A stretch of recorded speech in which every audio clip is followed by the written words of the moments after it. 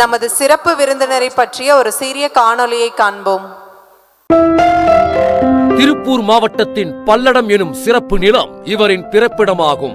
அயராத உழைப்பையும் தன்னம்பிக்கையையும் தம் வாழ்வின் இரு கண்களாக கொண்டு தொழில்துறையில் வலிமையான அடித்தளத்தை அமைத்தவர் இவர். தனது விடாமுயற்சியால் அடைந்த வெற்றியை சமூக நலனுக்கான பாதையாக மாற்றிய மனித நேயத்தின் சுடரொளி இவர். ஸ்கை குரூப் ஆஃப் கம்பெனிஸ் நிறுவனத்தின் தலைவராக பொறுப்பேற்று பலருக்கு வேலை வாய்ப்பையும் வழிகாட்டுதலையும் வழங்கியதோடு வனம் அறக்கட்டளை, வெற்றி நலவாழ்வு மையம், வனம் இந்தியா பவுண்டேஷன், உலக சமுதாய சேவா சங்கம் போன்ற அமைப்புகள் வழியாக கல்வி, ஆரோக்கியம், பெண்கள் மேம்பாடு, சுற்றுச்சூழல் பாதுகாப்பு ஆகிய துறைகளில் ஓய்வின்றி சேவை செய்து வருகிறார்.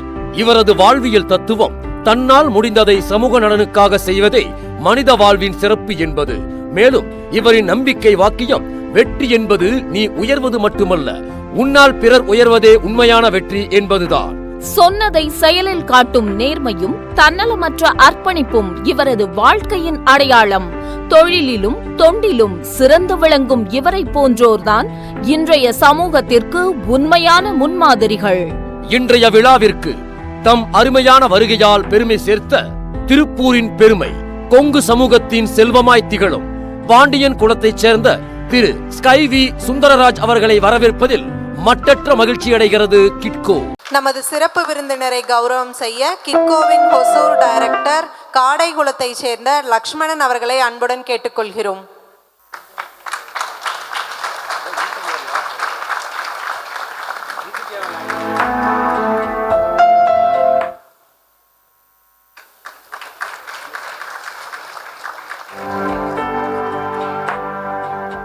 வாழ்க வையகம், வாழ்க வையகம், வாழ்க வளமுடன். குரு வாழ்க, குரு திருவடி சரணம். கொங்கு உறவுகள் அனைவருக்கும் முதலில் எனது பணிவான வணக்கத்தையும் வாழ்த்துக்களையும் தெரிவித்து மகிழ்கிறேன்.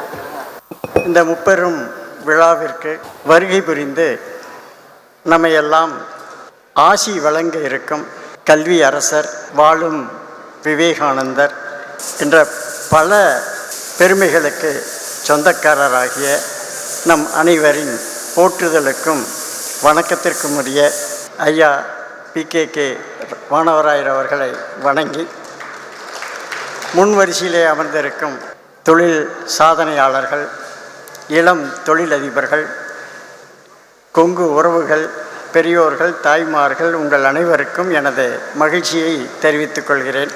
பாலுமாமா அவர்கள் இந்த அமைப்பினுடைய நோக்கத்தையும் இதனுடைய செயல்பாடுகளையும் தெளிவாக காணொளி காட்சியில் நமக்கெல்லாம் போட்டு காண்பித்தார்கள்.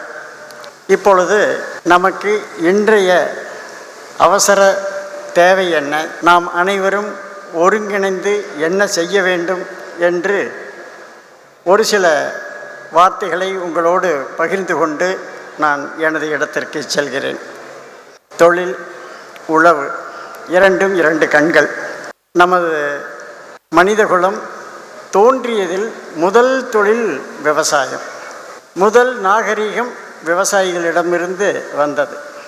கலாச்சாரம் என்பது நாகரீகம் என்பதும் இரண்டும் ஒன்றுதான். அந்த முதல் நாகரீகம் வந்தது விவசாய தொழிலிலிருந்து. அப்படி ஒரு ஆதி குடிகளாக வேளாண்மை செய்யக்கூடிய மக்களாக நாம் இருப்பது நமக்கு பெரிய ஒரு பெருமிதம்.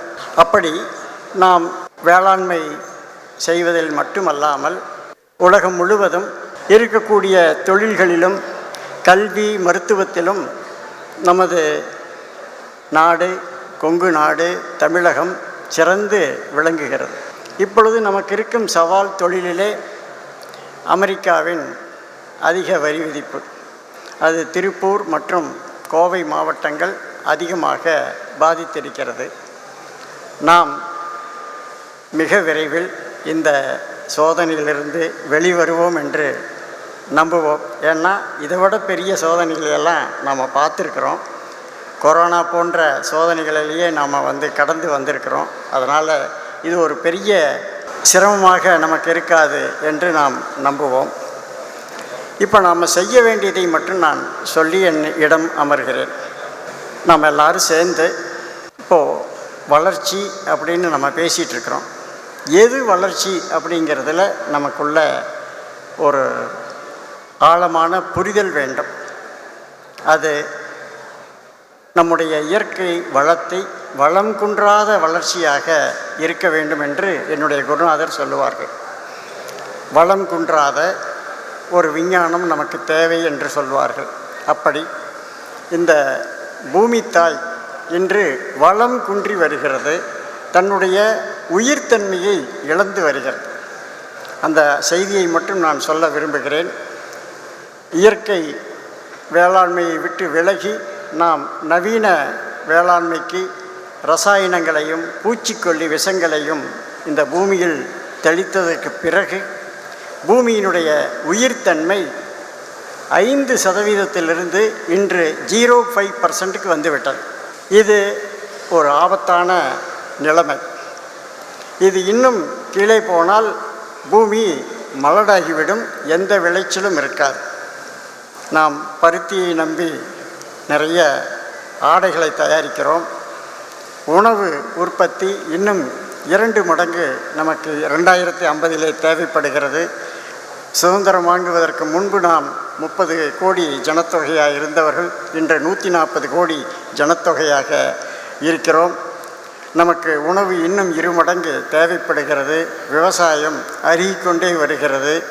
விவசாயத்திலிருந்து இளைஞர்கள் வெளியே போய் கொண்டிருக்கிறார்கள். இப்படி ஒரு ஆபத்தான ஒரு சூழலிலே இந்த மாதிரியான ஒரு கலாச்சார மீட்டுருவாக்கமும் நம்முடைய குலத்தினுடைய பெருமையையும் நம்முடைய குலத் தொழிலையும் மீட்டுருவாக்கம் செய்ய வேண்டிய காலகட்டாயத்தில் நாம் இருக்கிறோம்.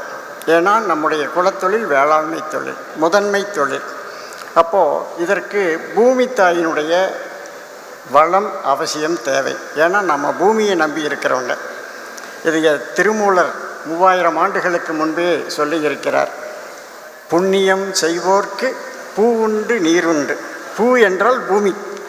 நாம் இந்த பூமியையும் நீரையும் வைத்து கொண்டு தான் நம்முடைய தொழில் இருக்கிறது. விவசாயம் அந்த பூமியையும் நீரையும் வைத்துத்தான் விவசாயம் நடைபெறுகிறது. ஆகவே இந்த நீரும் இன்று பிளாஸ்டிக் கழிவுகளால் மாசடைந்து வருகிறது. நம்முடைய அறியாமை, அலட்சியம், பேராசை போன்ற ஒரு தேவையற்ற குணங்களால் இன்று நீர்நிலைகள் எல்லாம் மாசடைந்து வருகிறது. பூமியும் தன்னுடைய வளத்தை இழந்து வருகிறது. இதற்கெல்லாம் நாம் அவசர தேவையாக நாம் இதற்கு ஒரு சக்சஸ் மாடல் என்று சொல்வார்கள். அதை நாம் உடனடியாக நாம் தான் செய்ய வேண்டும். ஏன்னா நம்ம தான் இதையெல்லாம் கெடுத்ததும் நம்ம தான், இதை சரி செய்ய வேண்டியவங்களும் நாம் தான் என்று சொல்லி இதற்கு தீர்வாக உலக தென்னை உழவர் உற்பத்தியாளர் நிறுவனத்திலே பயோசார் என்கின்ற ஒரு தொழில்நுட்பத்தை நாங்கள் செய்து வருகிறோம். விவசாயிகள் அனைவரும் அந்த பயோசாரை பயன்படுத்தி இப்பொழுது பூமியினுடைய உயிர்த்தன்மையை அதிகப்படுத்தி வருகிறார்கள். அது பல்வேறு விவசாய பல்கலைக்கழகங்களிலே நாங்கள் அதை கொடுத்து ஆராய்ச்சி செய்யவும் செய்திருக்கிறோம். குறிப்பாக வானவராயர் வேளாண்மை கல்லூரியிலே இந்த பயோசாரை நாங்கள் கொடுத்து அதனுடைய விளைச்சல் அதிகப்படுத்துவது எப்படி என்கின்ற ஆராய்ச்சிகளை எல்லாம், மண்வளத்தை எப்படி அது பெருக்குகிறது என்பதையெல்லாம் ஆராய்ச்சி செய்ய நாங்கள் அந்த பயோசாரை வழங்கி இருக்கிறோம் என்ற மகிழ்வான செய்தியை சொல்லி, இனி நம்முடைய தேவை வளம் குன்றா வளர்ச்சி. வளர்ச்சி என்பது அவசியம் தேவை. ஆனால் அது பூமியின் வளத்தையோ இயற்கையினுடைய வளத்தையோ குறைக்காமல் நாம் வளர வேண்டும் என்று கேட்டுக்கொண்டு வாய்ப்பளித்தமைக்கு நன்றி கூறி அமைகிறேன். நன்றி, வணக்கம்.